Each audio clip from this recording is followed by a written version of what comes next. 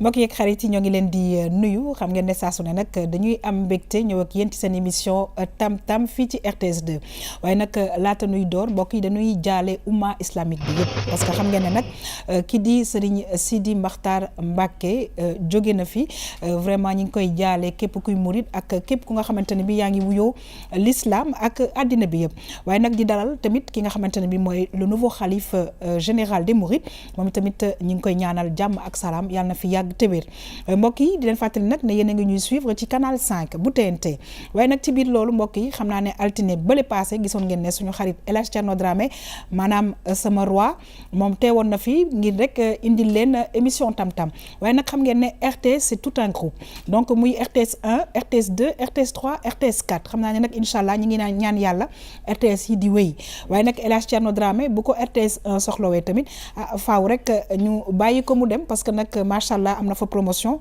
te nag wàllu sport bi nga xamante ne bii ca lañ ko xamee dellu na ca waaye nag bu ñu fàtte ne RTS 2 ci week-end yu ne mbokk yi dafay am sport kon nag xam naa ne dañ koy faral di gis moom itamit fii ci sunu antenne en tout cas on lui souhaite bon vent et toutes nos félicitations à mon roi El Hadj Thierno Dramé mbokk yi ñu ñëw ak yéen nag ci émission wu tey bi ñu ne agriculture andi ci ak sama kal muy Léna Sarr Léna nag lan nañu indil mooy daal benn artiste bu nga xamante ne bi nee nañ daal ay doigts magiques la am xam naa ne loolu yëpp mbokk yi danañ ci xam lu bëri dans quelques instants muy monsieur Ibrahima Wade bu ñu jógee ci loolu nag ñëw ci référence mu nekk nag vraiment chronique aussi bu am solo parce que nag suñu xarit Malcolm saa su ne daf ñuy indil ay nit yu nga xamante ne bi war nañu mën a xool ci liggéey bu rafet ba ñuy def ñu ànd ci nag tey ak benn jeune bu nga xamante ne bi mi ngi liggéey ci mbirum sécurité daal ñu koy woyee garde rapproché xam naa terme yooyu yëpp incha allah dinañ ci ñëw ak moom muy Falilou Coulibaly mbokk yi bu ñu jógee ci loolu nag xam ngeen ne altine bu ne dañuy ñëw ak yéen nag ci mbirum tàggat yaram dinañu wax mbirum li nga xamante ne moom mooy football waaye ñëw ak yéen aussi ci basket saa su ne dañuy jeexal émission bi ak vue sur la toile madame Régie dellu si waat.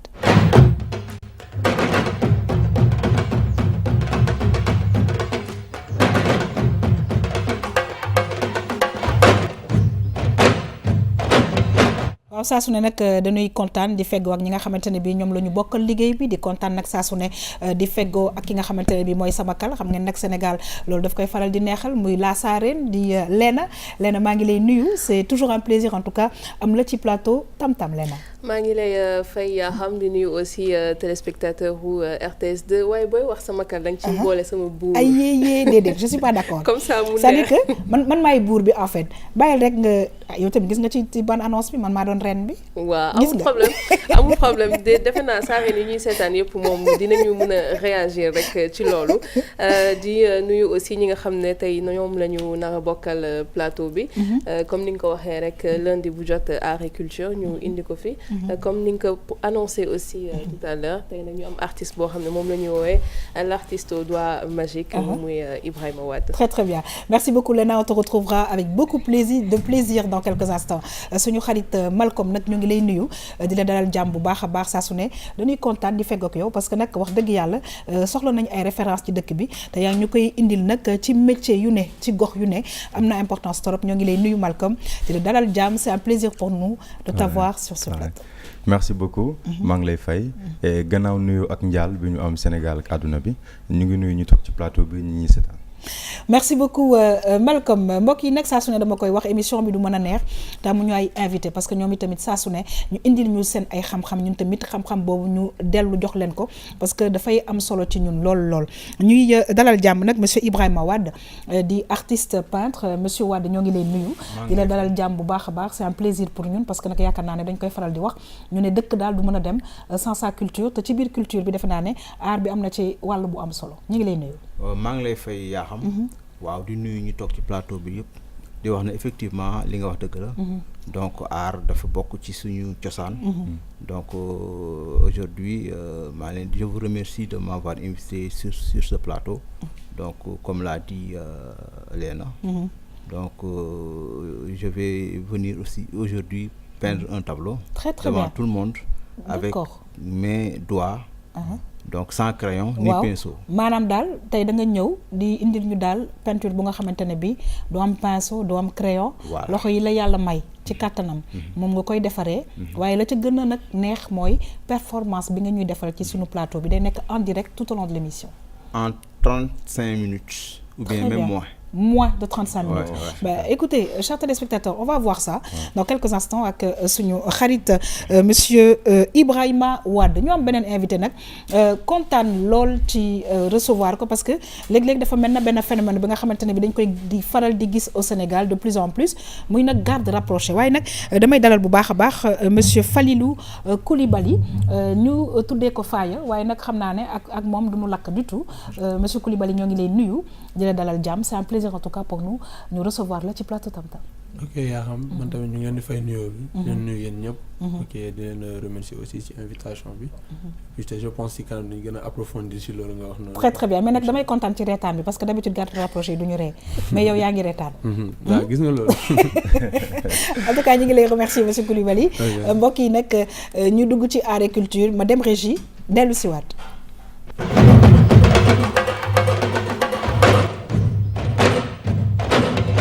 waaw suñu xarit Lena ñu gis nag nekk artiste bi ñu indil tey moom ci expo daal dañu remarqué lu am solo muy recyclage waaye nag sensibilisation population bi parce que defe naa ne artiste tamit dafa am rôle bu extraordinaire bu nga xamante ne bi war na ko mën a jouer ci population ñu ne def na plusieurs pays d'Afrique c'est-à-dire que ci wàllu liggéeyam daal vraiment ràññee nañ ko ci te nag tey la ma ci gën a neex mooy que la muy liggéey daf ñu koy won te nee na en 35 minutes ak i loxoom Lena mu nekk lu am solo. tout à fait ni nga ko waxee kon dafay naka nag benn performance bu ñuy defal fii en live ñëpp di ko gisandoo en même temps que ñun mais li nga wax aussi yaa xam dafa am solo parce que le temps que ngay continuer monsieur Wade kon ma bàyyi la nga jël matériel bi parce que nag live lañ ko bëgg am ci studio bi nga jël matériel bi bu ko defee daal di door liggéey bi oui Lena waaw parce que comme ni nga ko waxee xam nga c'est bien beau nga am artiste boo xam ne mën na peinture boo xam ne ni léegi peinture boo ko jëlee da nga koy utiliser sa kër def ko décoration donc là c'est le beau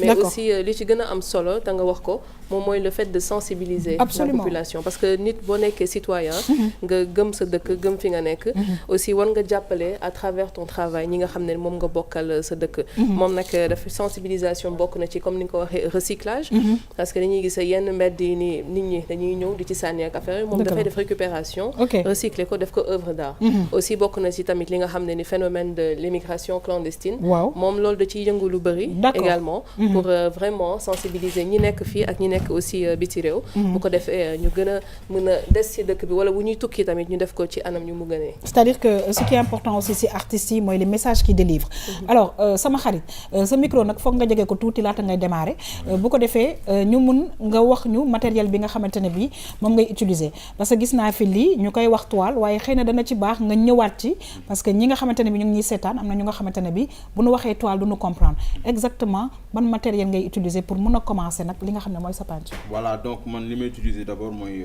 peinture sur toile. Sur toile d'accord d'abord donc encadrement la. plus toile de jute.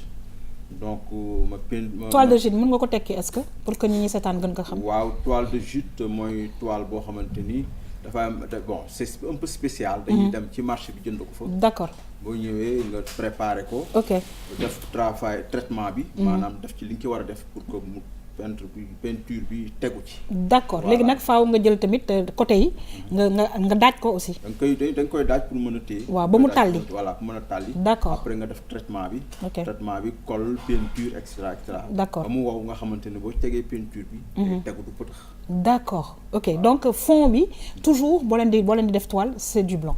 waaw enfin dama ñëw parce que blanc moo gën a mën a. c'est important couleur quoi. d'accord ok léegi à part ça ci toile bi gis naa sa ay potu peinture yan façon gu peinture ba pare gis naa lu mel na ay liquide xamuma ndox la xamuma gis naa aussi li nga xamante ne bi mooy serviette ou torchon bi nga xamante ne bi yaa ngi ko yore nga wax ñu matériel bi fi nekk utilisation bi nga xamante ne bi yaa ngi waaj a door. waaw donc les peinture la man peinture à huile laay utiliser. d'accord peinture à huile laay utiliser. ok parce que peut-être que kii bi mu may jox effet bi mu may jox. waaw man moo ma gënal. d'accord et puis dafay tenir. tableau. donc liquide bi mooy liquide la boo xam boo paree ci ngay raxasu. nu mu tudd mooy diluer aussi kii bi. waaw léegi ñun ñi nga xam ne ñu nekk ci plateau bi est-ce que peinture bi est-ce que c'est pas un peu dangereux pour nous? Non, sûr? Non. On n'a pas besoin de masque? Ouais, non, on n'a pas besoin de ça. D'accord. Parce que la preuve en est que c'est né qui donne que peinture, mais bon. après du am benn problème quoi. après lañ ciy dëkk de toutes les façons. voilà am benn problème. voilà liquide bi nag ndox la pour ma ciy naan. ah nag moom c'est pour brûler. lait pour fomp loxo yi la. waaw lait pour fomp loxo yi. waaw Léna. waaw man en fait li ma ko bëggoon laaj parce que comme ni mu ko waxee ñi ngi koy woowee l'artiste au doigt magique maanaam ki nga xam ne loxo mi moom macha allah.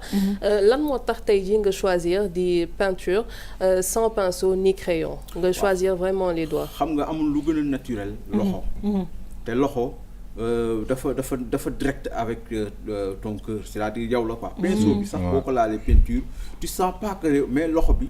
tu sens que c'est toi. d'accord waaw ni ngay exprimer parce que yow sa relation ak tableau bi. dafa nekk relation intime. ok boo koy laal sa bopp moo gën a neex que nga koy laal ak pinceau. parce que pinceau tu sens pas trop le tableau. d'accord alors que si c'est avec les doigts.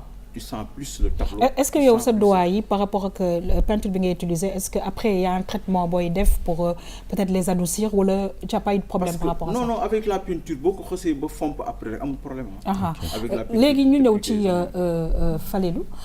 Falilou gis nga peinture bi mu war ñu defal vraiment performance ana yow lan nga ci xalaat. non li mu expliqué nii lu graaw la te. je meurs envie mu pare ma xool lu muy def. voilà ah bon Malcolm. c'est pareil parce que moi je suis quelqu'un de très curieux. Oui. Je suis pas protocole j'ai hâte de le voir. à l'action parce que dina jouer ci ñaari nerf. nerf moteur et nerf sensitif n'est-ce pas monsieur. c'est ce qui te permet même quand tu fermes les yeux tu joues avec les mains parce que c'est vraiment direct c'est avec le cœur la tête. wolof.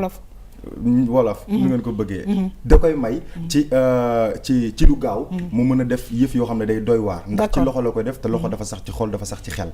man looloo tax ma bëgg a gis li muy def moo tax bëgguma ci wax ju bari. très bien alors Léna ñi ngi ci en 2018 alors moi aussi comme les autres j'ai hâte de voir un peu message bu muy lancé parce que ñu ngi dugg ci at bu bees. bu nga xamante ne bi moom mi nga xam ne day sensibiliser lan la ñuy indil tey on a hâte nous aussi de voir.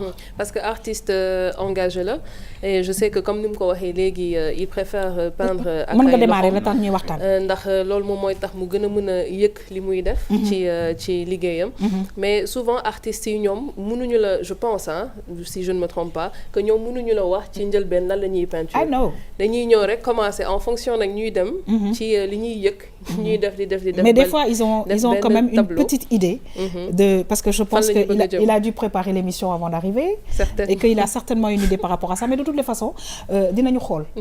tout au long de l'émission dinañ ci ñëwaat bu baax a baax mu nekk nag vraiment des artistes yu nga xamante ne bi di fàttali téléspectateurs yi ñi nga xam ne ñi ngi fële ca village des arts incha allah di ngeen gis vraiment liggéey bi nga xamante ne bi RTS 2 liggéey na ko incha allah très bientôt sur notre chaîne mbokk yi ñi ngi sant di gërëm bu baax a baax Léna bu ci kanamee dinañ dellu si waat ak suñu vraiment ki nga xamante ne bi moo nekk si tey si suñu plateau waaye nag am na tamit ay œuvres yu nga xamante ne bi moom jot na ko def est-ce que yow jot nga gis ci yan côté la suñu artiste bi doon di gën a sensibiliser les populations. waaw mooy comme lu ñu waxoon ci mbirum recyclage parce que dinañ gis balaa yàgg rek benn exposition boo xam ne je pense que defoon na ko ci ambassade Zimbabwe. léegi nag nga gis lépp lu nga xam ne jot na ko récupérer mu dem def ko ba nga xam ne day nekk ay personnages. d'accord donc man loolu ba ma ko gisee vraiment daf ma attiré. parce que dama ne ñun ñi ngi yor ay mbalit. waaw te li ñuy gis nii kon voilà mooy expo bi nga doon wax. voilà ñun ñi ngi yor ay mbalit te pourtant dañ koy sànni. yaakaar ne ni que mënatuñ ko jëfandikoo. alors que te moonte de artistes yi am na ñoom nu ñu koy recycler. donc loolu aussi dafa nekk loo xam ne ni artistes yi ñu ngi ciy gën di yëngu. te dafa bokk aussi ci li nga xam ne moom mooy protection de l'environnement. parce que loolu bokk na ci liy suqali suñu réew aussi. ñu mën a vraiment voilà mi ngi nii image bii nii laal doon wax. dañuy gis mu def ko ay personnages. ak ay affaires yu mel noonu. donc ñuy gis bidon bi xam nga lii tey jii ku la ne bidon mën na nekk œuvre d'art da nga naan bon d'accord mais ñoom dañuy am seen imagination de sorte que lépp lu ñu defar rek da nga naan tiens xaw ma woon ni ndekete lii mën nañ ko jëfandikoo ba mën ko def sax muy décoration pour biir kër te saa su ne dañuy gis nag ne que vraiment loolu lépp dafay am njàngat parce que yaakaar naa ne artiste bu jël pinceau wala jël ay loxoom am la muy def am na njàngat bu nga xamante ne bi war na mën a am ca ginnaaw léegi nag suñu artiste bi ñu xool ne que vraiment fu mu nekk nii daal man ay trait daal laa gis muy tracé monsieur Wade waaw nga xaw ñu cee gindi tuuti waaw damay door léegi comme ni nga ko waxee rek c'est vrai que booy démarrer peut-être que mënoo wax exactement ni lay mel mais tu as une idée absolument tu as une idée donc c'est un peu si contexte bi may exposé sur l'immigration clandestine. D'accord. Donc ça c'est sur l'ouverture moom laay créé fii l'ouverture. C'est-à-dire pour dire que ñun en tant qu'Africains on doit rester dans notre chambre mais tout en s'ouvrant vers le monde. mooy li Léopold Sédar Senghor di wax rek. Voilà c'est ça. Enracinement et ouverture. Tout à fait. C'est ça donc un peu œuvre bi si loolu lay wax. D'accord. Donc après peut-être. Et pourquoi le choix du noir? waaw parce que noir bi mooy jiitu quoi. Ok. Noir moo commencé mooy fin. D'accord. parce que boo xoolee noir ak blanc c'est deux valeurs. waaw fi mu nekk nii fi àddina bi toll. waaw daf ci am solo nga ne noir mooy débuté mooy fin. voilà merci beaucoup kon nag Lena du ñu def rek lu dul xuus ci émission bi. waaye xëy na tamit am na loo nga xamante ne bi war nga ci mën a sànniwaat ci ay œuvre am parce que sànq ñu ngi koy wax j'ai vu que mi ngi doon exposé au niveau ci Zimbabwe. mu nekk ñi nga xamante ne bi ay dëkk yu nga xamante ne bi vraiment ñoom itamit xam nañ leen. ci aada ak cosaan. waaw parce que def na ay dëkk yu mel ni Côte d'Ivoire dem na aussi Maroc dem na Turquie dem Tunisie. dem ba Nantes aussi dem Mali kon nag jot na dem ci dëkk yu bëri. ñu gis ne ni que œuvre mi aussi nekk na œuvre yoo xam ne rafet na. vraiment mais man li ma bëggoon xam parce que am na ñoo xam ne ni tey jii dañuy jaar ay beaux-arts pour jàng li nga xam ne moom mooy art bi. man dama bëggoon xam moom ndax daf ko jàng. wala loo xam ne nii comme li ñu naan autodidacte maanaam loo xam ne dafa nekk ci moom déjà. oui monsieur. waaw donc man dama jaar école des beaux-arts. d'accord passé aux beaux-arts donc. mais foofu pinceau la ñuy jàngale. waaw pinceau la ñuy jàng mais xam nga foofu dañ lay wan yoon bi rek. li ci des yaa koy jàngal sa bopp. d'accord en matière d'art moom li ci des bëri yaa koy découvrir sa bopp. dañu lay wan donc dañu lay teg ci contexte bi wan la yoon wi nga war a jaar. d'accord mais am na yoo xamante ni yow yaa koy mën a defal sa bopp. ok. voilà c'est ça. très très bien alors Lena di ñuy xuus ci émission bi may xam naa de temps en temps dinañu ñëwaat ci sunu xarit Ibrahima Wade mbokk yi may fàttali nag nekk artiste peintre la boo xamante ne bi mi ngi ci sunu plateau fas yéene nag def benn performance nga xam ne tout au long de l'émission dinañ gis fan la jëm ak ñun ak tableau am ñu xuus nag ci émission Tam Tam mbokk yi ñëw ak yéen ci référence andi ci ak suñu xarit Malcolm tey nag comme ni ñu ko waxee sànq dañuy ànd ak benn jeune bu nga xamante ne bi moom ci mbirum sécurité lay liggéey mbokk yi ñu xool la nañu ci Malcolm indil dellu si waat mën a waxtaan ak suñu invité bi toog si suñu plateau.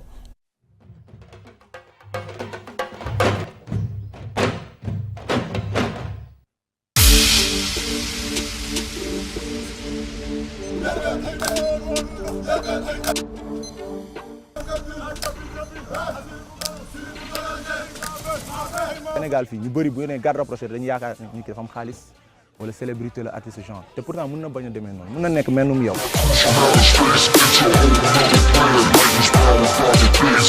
Yeah, my crews from outer space. Yeah, my crews from outer space. Yeah, my crews from outer space. Yeah, my crews from outer space. Yeah, my crews from. Yeah, my crews from. Yeah, my crews from. Yeah, my crews from. Yeah, my crews from outer space.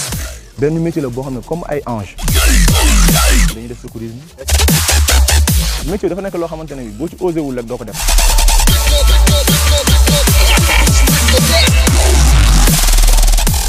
convoi fond am na si couverture événementielle VIP direct ak BG comme genre lieu.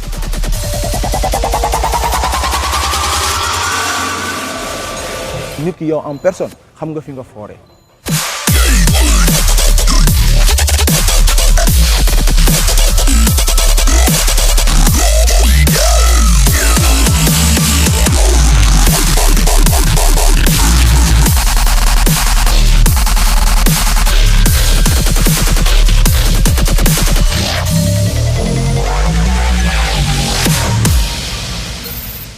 ñu ngi ñaan yàlla bu ngeen fi dellu si waat ngeen fekk fi loowu jigéen.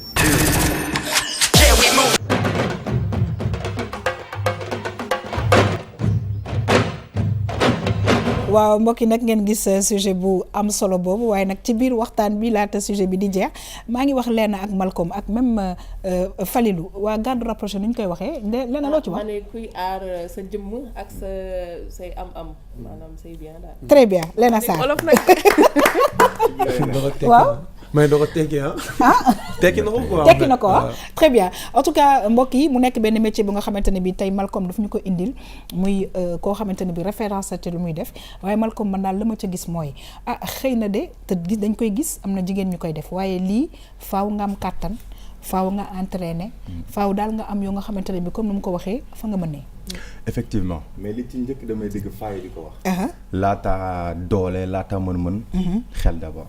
donc liggéey bi balaa ngay utiliser sa doole. da ngay am xel parce que xel mooy doole. nañu ñëw ci loolu. Falilou xel bi.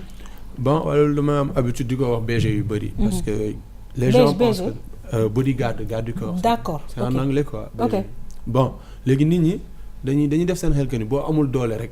munoo nekk garde du corps. d'accord parce que comme yow nii gis nañ la nii.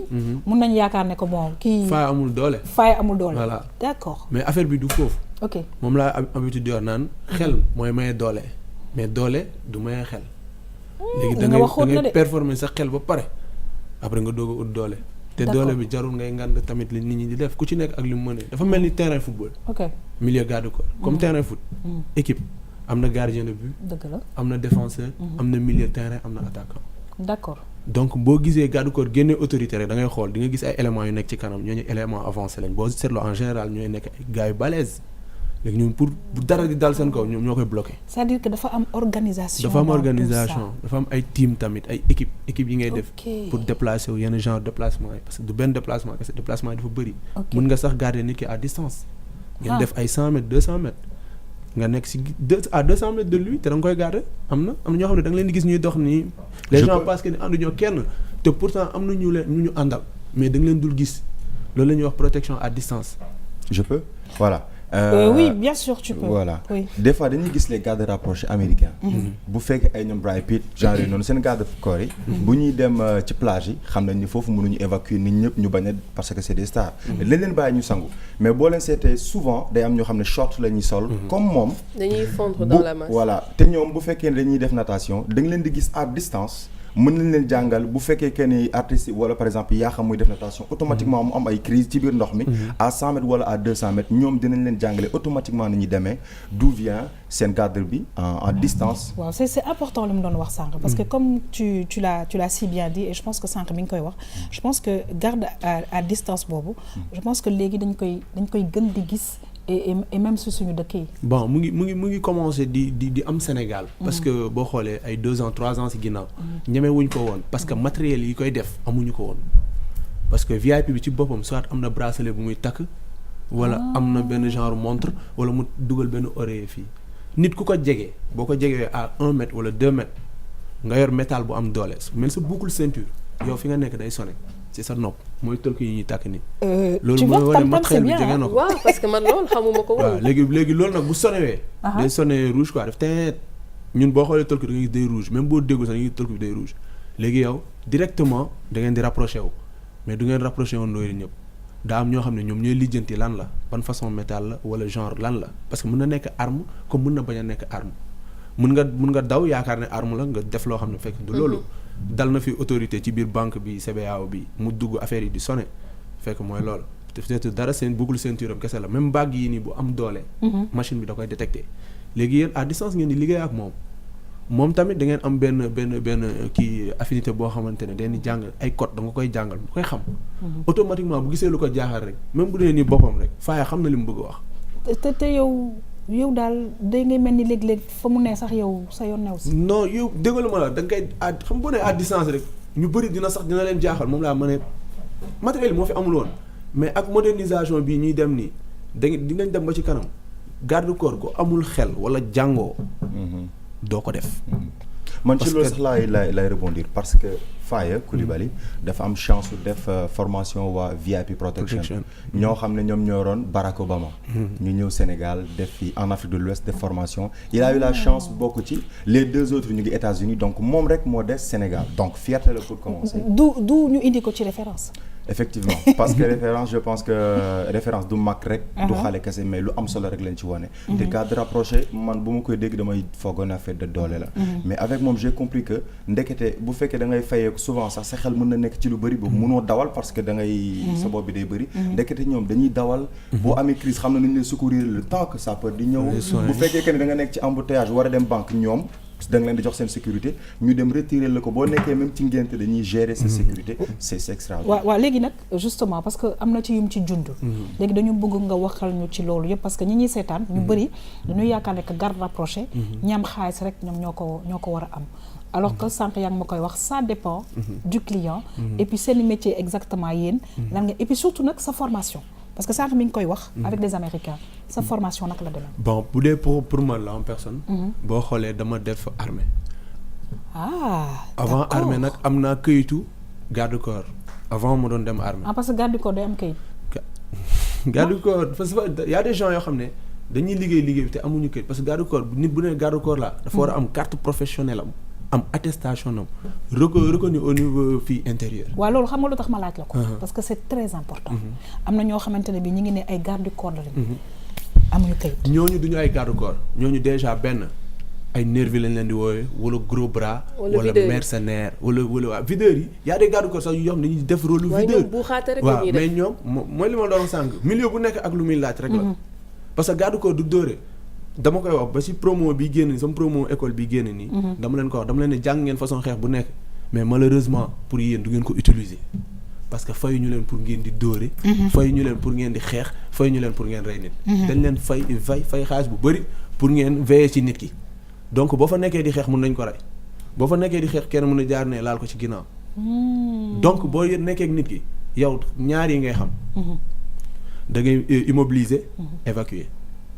évacuer yow loolu mooy sa liggéey yow fay ñu la pour ngay dóore parce que yoon dafa am ci dëkk bi kenn dóore may ñu ko kenn doo fi fay ñu la pour ngay dóore même arme sax buñ la ko génnee timbale ko sa VIP doo dóor bu ngeen xoolee extrait bi sànq dañ lay jàngal nan ngay def ba maîtriser arme bi te arme boo ko jëlee ci moom sax du tax nga dóor ko bal encore mu nekkaat beneen affaire bu bizarre encore. waaw yenn saa yi tamit nga taseeg ñoo xam ne ni nii est-ce que jarul nga utiliser aussi li nga xam ne jàng ko. parce que sinon kon lu tax ñu jàngal leen. léegi mën naa la ko wax da ngay am 4 personnes wala 5 personnes ngeen nekk équipe ngeen génnee comme ñu génnee la yow ñu ànd ak yow waroon dem place du souvenir. par exemple du man kese maa lay yóbbu su may ñëw damay indi sama équipe. équipe bi may indi mun na nekk team 7 mun na nekk team 3 mun na nekk team 2. ok dara bu xewee. titulaire bi direct moom la ñuy woowee OC.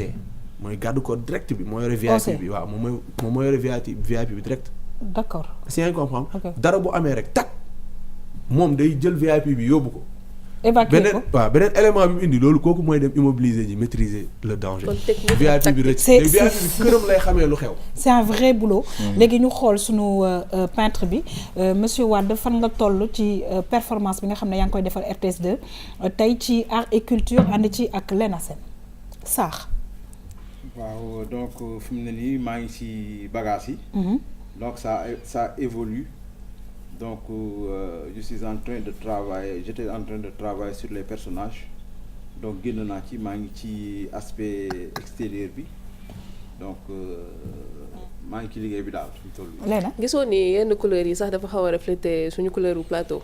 et bien tu sais pourquoi parce qu'en fait avec des artistes je veux dire milieu bi ñu nekk aussi daf leen di inspirer et je pense qu'avec les couleurs de RTS 2 je pense que ñu ngi koy gis et tu vois nu muy dégradé woo je pense que inchallah dinañu xool dans quelques instants Malcolm je vais passer dans quelques instants au sport une autre question à Falilou juste pour que tamit dafa am lu ma doon wax j'aimerais bien que boo toogee tam nga wax ko nit ñi garde corps comme disque dur externe ma leeral tuuti lu tax disque dur externe ba yoroo sa xel am na loo xam bu nekk si ginnaaw mën na ko xool ñoom chaque jour ne ñoom ñoo nekk disque dur externe nit ki ce qui veut dire même booy teg sa tànk ñoo koy un jour dañu mës a ànd mu may protéger ma war a naan mu njëkk a naan ndox mi parce que yow da nga am garde du corps noonu dañ lay protéger oui soi-disant je rigole c'est bien sama événement yi un jour dama doon war a naan nekk coulisse artistes yu bëri toog man bi ñu ma xeelilee jus ñeneen bi ñu ma xeelilee ma demee na mu téye sama loxo j'avais peur nit ñëpp geesu mu jël kaas bi naan ko bi ñu génnee ma ne ko mais lu tax mu ne ma bu fekkee da nga ko naan moom poison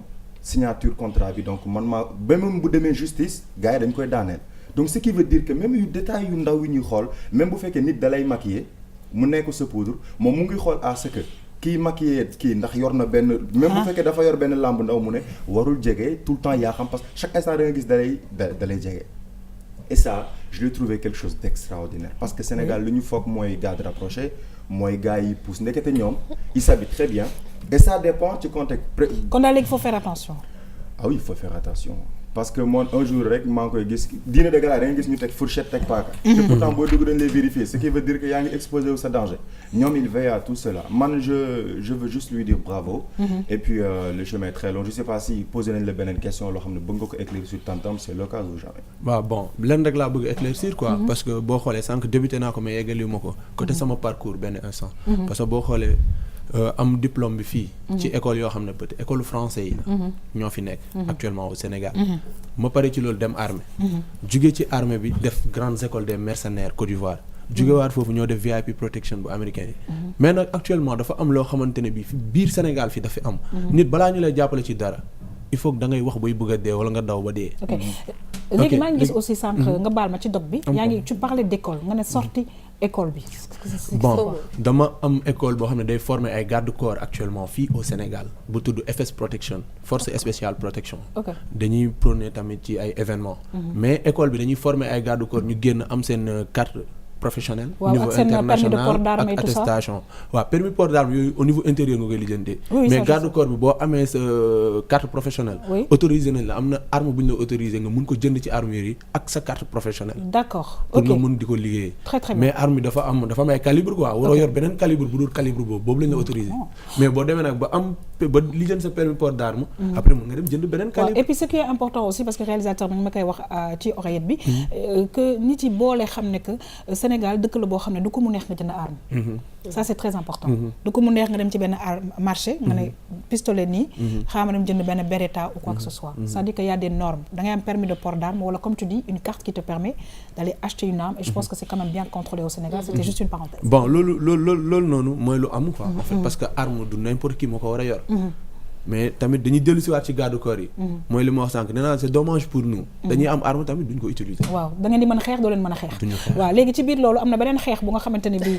monsieur Wade moo ngi koy xeex parce que nag sensibilisation yaakaar naa ne dafa bokk ci xeex monsieur Wade fan nga toll ci sunu tableau bi waaw comme ñu ma ko waxoon sànq mi ngi évoluer ba tey donc c'était sur l'immigration clandestine j'ai mis des personnages actuellement ñu nekk devant peut-être du ñu génn après la ñuy gën a génne donc pour dire que c'est des personnes qui sont dans leur chambre donc une façon de dire que nous les Africains on doit rester authentique tout en s'ouvrant vers le monde extérieur c'est-à-dire am na lu ñu fi am ñun loo xamante ne dafa riche ñu war ko exploiter mais terewul nag ñu ubbi suñu palanteer ubbi suñu xool suñu bët xool li nga xamante ne moo am à l'extérieur donc ci laa nekk nii mais après ci la bu ñu paree ci lay gën a génn très très bien en tout cas Léna ñu ngi lay remercier dinañu ñëwaat en tout cas ci mbirum tableau yi mais performance yi léeg-léeg dafay baax vraiment ci émission Tam Tam parce que ñuy vivre live bi je pense que aussi c'est important merci beaucoup mbokk yi di fàttali nag ne ñu ngi ci canal 5 bu TNT di remercier aussi suñu xarit Malcolm xam naa ne ca cëppaandawlu émission bi dinañ ñëwaat ak Faye di suñu xarit bi nga xamante ne bi moom mbirum garde rapproché lay liggéey mbokk yi ñëw ak yéen nag ci sport bi nag ñu ne tey ni ñëw ak yéen ci CHAN 2018 ak cérémonie d'ouverture bi nga xamante ne bi amoon na fële ca Maroc waaye tamit match bi nga xamante ne bi daal opposé woon na donc contre la Mauritanie donc ñu dem dellu si waat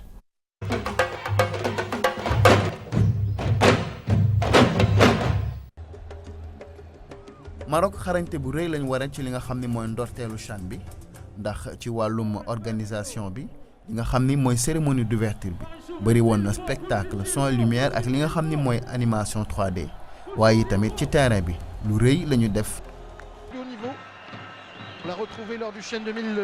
Maroc nag seen match bi digganteeg ñi nga xam ni ñooy Mauritanie xaar nañu ba li nga xam ni mooy deuxième mi-temps balaa ñuy tàmbalee dugal ay but donte sax match bi yëpp ñoom ñoo ko dominé ki nga xam ni nag mooy Ayoub El Kabi moom moo njëkk lakk caax yi. ñu dem tuuti keneen ki nga xam ni mooy Ismaïl El Haddad daal di dugal li nga xam ni mooy ñaareelu but jamono yi nga xam ne nag ñi ngi mëne ñaari bal ci dara marocain yi mbir yi daal di gën a yomb ci ñoom Ayoub El Kabi daal di dugal li nga xam ne mooy ñaareelu butam ci bés bi laata match bi jeex nag li nga xam ni nag mooy staru WAC Casablanca di Achraf Ben Cherki moom mi ngi dugg ci bi match bi desee fukki minutes ak juróom daal di dugal nag bii bu rafet ci li nga xam ni mooy temps additionnel bi Maroc daal di nag gagné ci matcham bu njëkk digganteem ak Mauritanie mu daal di nekk ci bopp groupe A waaye li ko tax a jug mooy weesu li nga xam ne mooy ay quart de finale ndax jamono yi muy bokk ci CHAN bi ba léegi loolu la fi def lu gën a rëy.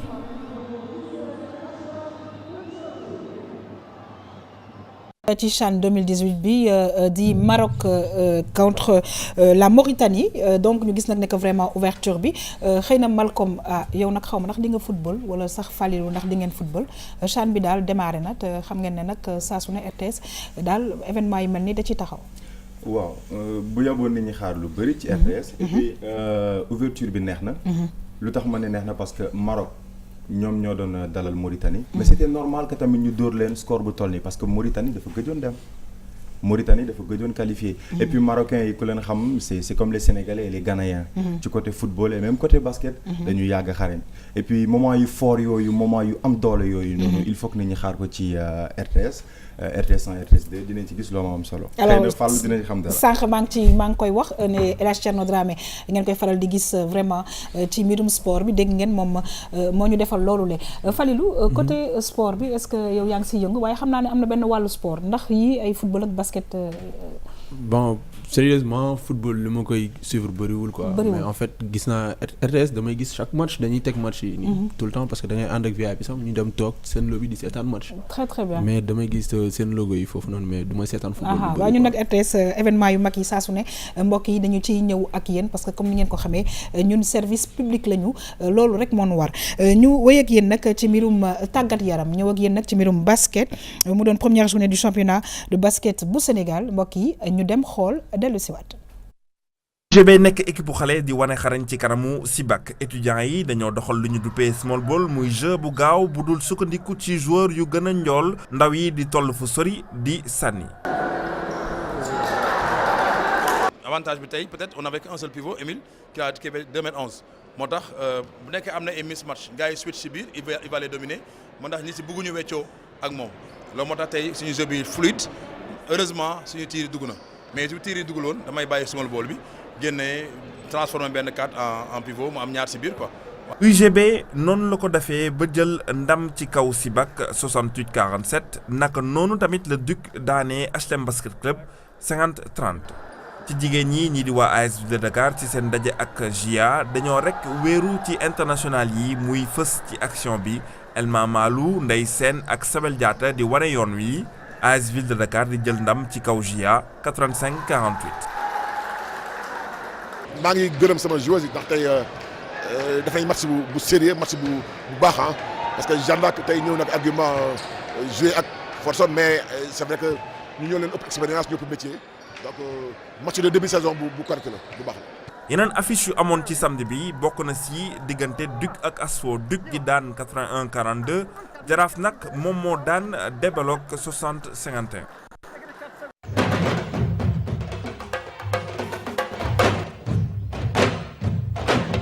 xam nañ ne Malcolm bëgg na basket lool dinañ ñëw ci moom waaye Léna dafa mel ni yow yaa nga fa woon. man dama bëgg basket ba ma gënee nekk xale. donte ba tey xale laa sax.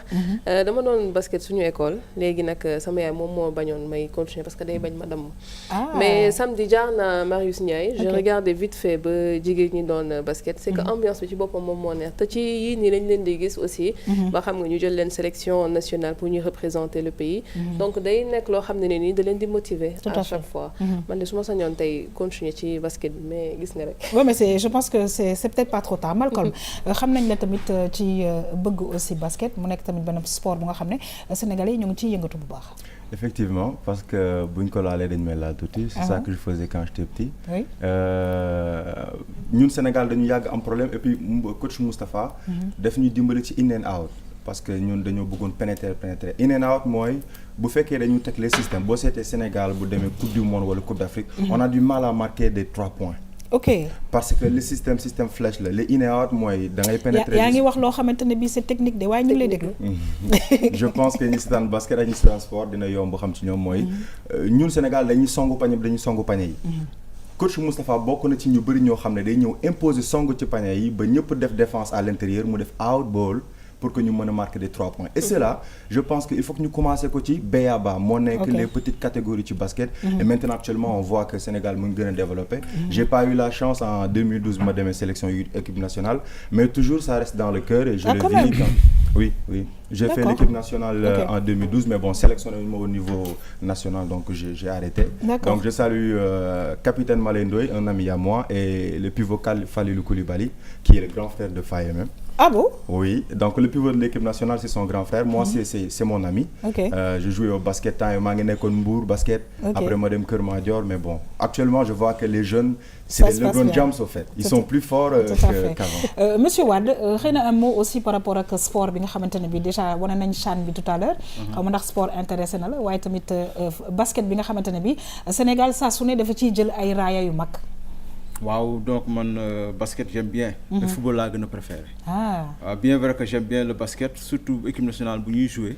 dama koy seetaan comme su ni may seetaanee football. d'accord muy góor ñi ak jigéen ñi mais football laa gën a intéressé wu. donc ñi ma xam ne xam nañu Paris Saint-Germain mooy sama équipe. PSG yow ennemi lañ man Marseille laa. bon moi je ne sais pas parce que Fadjey en tout cas suñu responsable je sais pas bëgg na football mais je sais pas tellement elle me parle des équipes. que xamatuma ban la ciy faral en tout cas Léna artiste bi ñu gis nag ne que vraiment sànq 35 minutes la ñu waxoon. te dafa mel ne 35 minutes yi passé na ci 35 minutes yi fan nga ci toll. pare naa fi mu ne nii moom vraiment pratiquement j'ai terminé parce que comme je l'ai dit. il y a des personnages qui sont là. ok je les considère comme des Africains. il y a une fenêtre qui est ouverte. Si vous voyez la fenêtre qui est ouverte.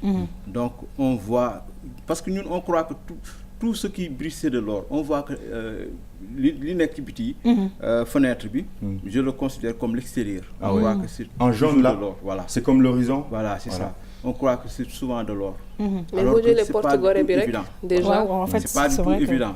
Donc ñun on est là en Afrique on voit on essaie de voir à l'extérieur.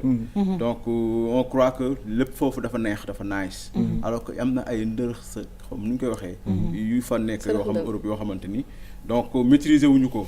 Donc c'est une façon de dire que parce que boo xoolee y a des couleurs qui sont un peu j'ai fait une jonction entre les couleurs. Des couleurs très gaies qui expliquent que en Afrique il y a une richesse culturelle. Il y a une richesse humaine, etc. Donc que nous devons exploiter ici, rester en Afrique, exploiter ce qu'on a. C'est-à-dire c'est une façon de faire comprendre aux jeunes que c'est bien de voyager, mais c'est pas toujours évident que boo demee da ngay réussir. Ici, actuellement en Afrique, il y a une richesse et cette richesse-là est exprimée à travers les couleurs qui sont là. Très très bien. Alors li ma neex ci nag Léna ci sa artiste bi nga indi tey parce que li muy wax actualité la yàgg na ci àddina waaye actualité la kon nag sànq maa ngi ci doon ñëw ma ne 2018 la ñu nekk xam naa ne nag moom ci biir sensibilisation am na lu nga xamante ne bi xalaat na ko te yaakaar naa ne ma ngi ko waxee fa mu ko war a waxee muy ci télévision muy saa su ne li ñu war mooy aussi ñu ni tamit di sensibiliser par rapport ak migration clandestine bi nga xamante ne bi gis nañ des milliers voilà des centaines de milliers de jeunes africains ñu ngi ciy tey xam nga dama jàng histoire de l'art te dañuy jàngal aussi naka ngay interpréter tableau yu mel nii parce que c'est pas anodin du neen mu jël personnage mu taxaw noonu na def ku toog donc dafa mel ni dafay def appel pour que ñun ñi nga xam ne ñun ñooy sénégalais et je dirais même africains pour que ñu jóg taxaw kon loolu dafa am aussi importance le fait que tamit mu utiliser couleur chaude couleur froide mooy maanaam bleu bi couleur froide la jaune bi couleur chaude la Afrique extérieur fii soleil la ñu xam fee neige la ñu xam donc je pense que loolu yëpp du ma ci sori nag da gis naa ni Malcolm bi ngi may commencer di fan non mais parce que tout simplement je pense que ni nga ko waxee jàng nga histoire de l'art et que décortiquer nga ko mais nag li neex ci tableau Wade mooy ku nekk ak sa interprétation et ça je pense que aussi c'est un droit bu ñu wekkee rek ku nekk interprété Falilou franchement man dama sentir sama bopp si tableau bi ok parce que affaire immigration lay wax te boo xoolee jeunes yu bëri dañ bëgg extérieur quoi man Malcolm mën na ma témoigner ci loolu j'aime bien les États-Unis mais am naa ay promotionnaires yoo xamante ne ñett lañ mënoon naa dem toog foofu noonu comme ñoom di lekk xaalis bu bëri mais pourquoi me revenir au Sénégal bëgg fonder fii def fi dara mu juddu fii dafa xam ne fruit bi après Sénégal ñoom bu ñu demee nag ba toog ba commencé di gis résultat bi faaye nag nank mën na dem ay 15 jours. di doxal ñëw doxal wala affaire voilà mais li mu def ni dama sentir sama bopp carrément. carrément sax dama xool tableau bi nii mais. très très bien alors monsieur Wade saa su ne dañuy bëgg tu vois artiste bi di interpréter mais comme j'ai dit tout à l'heure loolu mooy la beauté de l'art c'est-à-dire que bu ñu xasee ba def ba accroché je pense que képp ku fay jaar di nga am interprétation bu nga xamante ne bii yaa ngi koy def ci tableau boobu la. voilà donc loolu moo ci gën a neex parce que boo xoolee li tax du ñu bëgg trop di expliquer suñu tableau. parce que ku ci nekk ak sa façon de voir. absolument ku ci nekk ak sa niveau de lecture ku ci nekk ak say sensibilités. donc boo ko defee c'est ouvert à tout le monde. donc ku ci nekk li nga ci sentir rek nga ciy gis. parce que tey jii. loo mënti xool. li nga ci bëgg a gis nga ciy gis. waaw est-ce que man duma ko jël sax tableau bi def ko sama wet comme ça ñu am ko bu baax. jottali ma tableau bi. voilà oui continuez. waaw comme je l'ai dit donc dafa di loo xamante ni. nit ku nekk rek ak sa façon d'interprétation. ni nga koy interpréter voilà c'est ça. donc tey gi mën naa defar benn tableau. wax ne kat man lii laa ci jublu ak lii ak lii ak lii. keneen gis leneen loo xamante ni ça n'a rien à voir ak man li nga xamante ni moom laa ciy jublu. donc pour dire que. loolu mooy charme bi. loolu mooy ouverture bi. voilà c'est ça donc. Malcolm gis nga tableau bi je pense que laa yëkkati naa ko téléspectateurs yi ku ci nekk sa biir kër am nga ci njàngat yow en tant que artiste aussi ak jeune ban njàngat nga ci am. union en premier parce que n'est-ce pas am na ñeneen ñu nekk ci wetam. union la ouverture bi. et puis sànq mu ngi koy wax ndaw ñi dañu war a gëm seen bopp immigration bi dañu ko war a bàyyi. mais dafa am sama président parce que benn rek la muy Thomas Sankara bien fekkewuma kii am li mu doon yàgg wax waa dëkk mooy même boo amee ouverture nga bëgg a développer sa dëkk mais tey nga waaru moo gën a metti parce que sa dëkk ñoo lay njëkk a tegalay jiixi jaaxa ci nga war a gën a mbëkk gën a mën a siggi gën a mën a ubbeeku li nga moom nga wan ko bitim réew mais ñi nga nekkal d'abord ñoo lay njëkk a teg ay jafe-jafe comme Jésus avec les 12 apôtres dina am ñoo xam te ne ñoo lay jéem a voilà le chemin et je pense qu'actuellement les jeunes ñun ñii dañu war a xam ne am nañ or am nañ lii mais depuis 1960 ba 2018 nan la ñu war a mën a def ba développé wu est-ce que da nga naan dama fier dama intelligent dama fier je pense moo war a njëkk du Faye avec doole xel moo koy may je pense. alors Faye. sànq ba léegi tamit Faye doy nga wax de maa ngi téye tableau bi dafa metti ah du dëgg ah voilà merci beaucoup. voilà c'est bon comme ça léegi Faye. parce que nag am nañ fi toile waaye faaw ñu dem aussi dans quelques instants ci vue sur la toile waaye xëy na ñu continuer ak li nga xamante ne bi moom la ñu dooree woon ak yow muy garde rapproché. sànq maa ngi koy wax ñu bëri dañu yaakaar ne faaw nga am xaalis bu bëri. et cetera parce que comme ni nga ko waxee je pense que aussi bien ci événementiel bi yéen a ngi ci yëngu. Est-ce que ça coûte très très cher wala ça dépend des relations yi nga am ak nit bi. waaw loolu tamit da ciy jouer quoi relation bi nga am ak nit ki day jouer mais tamit am na point boo xamante ne nit ñi dañ ko dul bàyyi xel parce que pour man mooy ci li nga njëkkee noonu ñi nga xamante ne bii ni ñan ñoo war a am garde corps même imam bi dem ci jàkka ji heure de prière kese kooku war na am koo xam ne day nekk ci wetam di ko bàyyi xel parce que gaa dinay am ñu ñuy àndal moom laa mais il faut que am koo xam ne da koy bàyyi xel parce que mag dafa garaaw boo commencé jël âge da ngay teg sax fàtte wala tey jii nii benn caméraman xëy yenn caméra bi suba ba ngoon gis nga bu balaa bu ñëwee ba fii encore RTS benn caméraman RTS xëy na journée bi yëpp di ko liggéey yenn caméra bi ñëw na ba fii teg na caméra bi ak ñoom maas dem jël bañam ñëw changer yére dem na yoonam bàyyi na kalpeem ci toilette yi loolu mu bàyyi kalpeem fi mu doon changer te garde rapproché bi loolu yëpp daf koy yëpp dégg nga sa bët foo ko teg sax moom xam na ko balaa ngaa ñëw déjà da nga jékki saay rek ne ana sama lii mu roj ne la moo ngi nii wala mu bàyyi la ba nga toog foo xamante ne dal nga mu ne am teel lii. mais est-ce que loolu tamit du am benn impact ci seen vie de famille. parce que bu fekkee da nga nekk ci liggéey bi ba mu yàgg. parce que avant ñuy tàmbali bi la émission sax dafa mel ni yaa xam mi ngi ko doon wax. est-ce que tamit du dem ba ci seen famille yéen. ngeen di attention à waaw mi ngi noonu. bon léegi pour bu fekkee côté boobu noonu ngeen di wax noonu côté boobu pour man nit ku nekk nit la. sa heure liggéey bu jotee. di nga liggéey mais heure yow ak nit ñi. non yow ak nit yi la. d'accord ok donc mooy li tubaab di wax savoir faire la part des choses. très bien alors mbokk yi nag du ñu def rek lu dul dem seeti vue sur la toile quoique nag tey toile bi ñu am rafet na dellu si waat mbokk yi mën cee waxtaan waaye nag vue sur la toile bi ci internet la jógee ñu dem dellu si.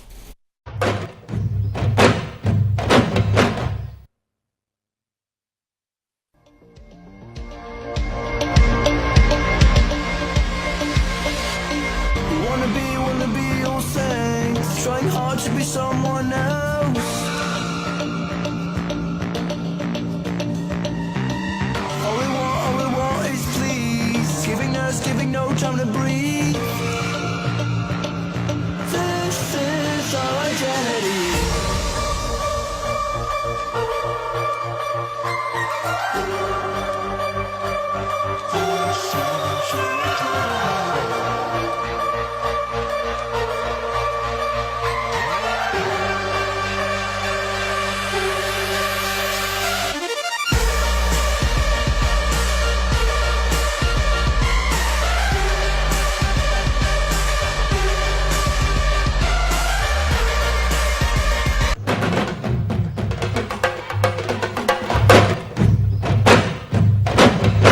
waaw nag ku nekk ak sa liggéey mbokk yi suñu xarit Wade nee na ni ngeen téye de rafet na lool parce que dinañ ko wane bu baax a baax waaye nag bu nu fàtte ne wawagul donc dafay mel ne luy site c'est ça waaw kon ñu bàyyandi ko en attendant waaw très bien monsieur Wade léegi nag suñu vue sur la toile lan nga ci gis man freestyle laa gis mais c'est joli parce que xam nga art mi ngi fépp xam nga gis nga art bi ci nekk donc le fait que parce que ci biir football voilà wax sax aar la c'est ça te ñoom dañuy maanaam dañuy jël football li ci aar carrément dañuy jël utiliser ko dindi ko tu vois que c'est des artistes du ballon donc moo moom gën a j'ai bien aimé donc vraiment l'article et partout oui c'est au début et à la fin de toute chose tout à fait en tout cas mbokk yeeg xarit yi ñoo ngi gërëm bu baax a baax artiste peintre di monsieur Ibrahima Wade ñu ngi lay sant di la gërëm bu baax a baax ba pare nag di la souhaiter bonne continuation projet yi fan nga ci toll waaw donc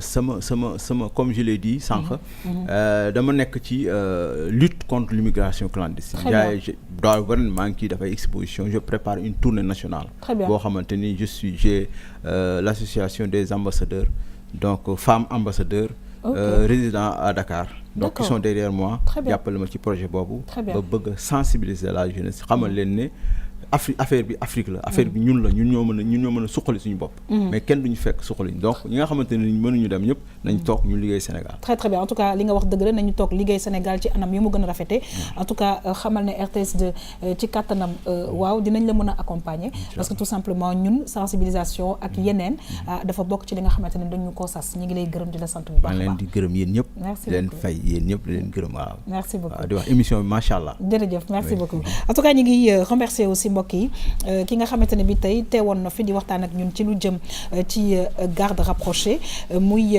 Falilou Koulibaly Falilou ñoo ngi lay gërëm di la sant waaye nag ñu bàyyi la nga lancer un dernier message en tout cas ñu ngi lay souhaiter bonne continuation et on comprend que reetaan sax mën na la divertir moo tax Falilou fi ñu ko fekk mi ngi concentré wu parce que liggéey bee ko laaj ok bon maa leen di remercier waat encore ci invitation bi et puis bon dama leen doon wax boo xoolee kii bi reportage bi maa ngi ne beneen yoon bu ngeen ñëwee di ngeen fi fekk ay jigéen léegi yàlla def na nag am naa benn équipe parce que musuma liggéey ak jigéen musuma am promotionnaire u jigéen ok mais nag yàlla def na amagum naa benn équipe boo xam ne c'est des femmes bëri na waaw tuuti rek waaw ñoom pare nañ pour dugg ci école bi pour def stage donc produit boobu noonu dina nekk produit bi faaya bu jigéen bi nga xam ne day génn d'accord ok léegi beneen bi ci topp mooy jeune SICAP yi ñoom ñëpp maa ngi leen di woo tout le monde bàyyiwuma kenn jeune Sénégal sax laay wax d'accord ñu def gaaf surtout ñiy sol yére garde corps yi te duñu ay garde corps ñu def attention bu baax parce que actuellement bu ñu leen jàppee dañuy sonal seen bopp di remercier tamit monsieur Aliou Mara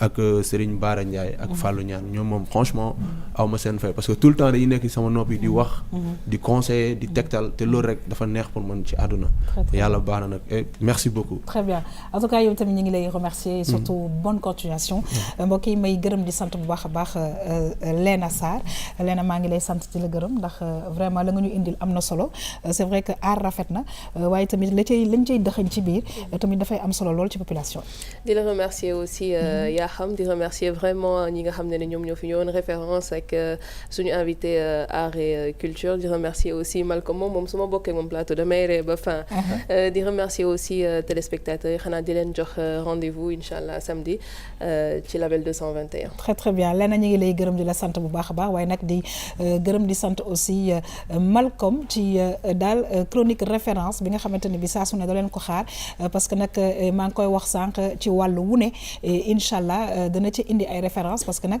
ñu nga xamante ne bi war nañ leen a mën a roy Malcolm ñoo ngi lay remercier. merci à vous yaa xam. merci ñëpp. et puis artiste bi franchement li nga def rafet na message bi jàll na. merci à Faye. du ma terminer te souhaiter ma joyeux anniversaire à ma force mu nekk sama yaay sama xalifa. ndeysaan macha allah joyeux anniversaire maman Fatou yàlla nga dund lu bëri. amiin li nga yàgg bëgg moo nekk. tu m'avais toujours dit que. il faut être un soldat avec ta bouche. c'est-à-dire bu la kenn privé. c'est folie. et tey su ma toogee ba leen naan ku bokk mon plateau. reetaan je pense que donc je sais maintenant sama mission. fii nii moo nekk pour reetaan loolu nit ñi merci beaucoup. je salue aussi la famille les Cissé bëgg mbaxalu Saloum les Dramé les Diop les Ndiaye les Thiam. merci beaucoup là tu exagères là. Ouais, c'est ça. En tout cas ñu ngi souhaiter aussi un joyeux anniversaire yaayu Malcolm comme ni mu ko waxee di ko ñaanal gudd fan yàlla na yàlla def ba mu yàgg a jiite famille bi mbokk yi maa ngi remercier Mariama Magasuba mi nga xamante ne bi saa su ne mooy jaar ci sañse bi di fàttali numéro téléphone am 77 634 44 11 ma nga nekk fële ca Padois Builders villa numéro H56 waaye tamit di gërëm équipe technique yi nga xamante ne bi ñoo àndoon ak ñun di liggéey. mbokk yi di leen jox rendez-vous très bientôt kon nag ma ànd ak sama xarit Faye ñu yëkkatiwaat sunu tableau bi di wax rek ne que tukki de baax na waaye boo fa amee lu baax moo gën waaye dellu sa dëkk tamit fas yéene ko defar moom tamit gën na de mbokk yi kon nag ci loolu lañ leen di jox rendez-vous incha allah suba pour beneen émission Tam Tam bonne suite des programmes sur cette très belle chaîne au revoir.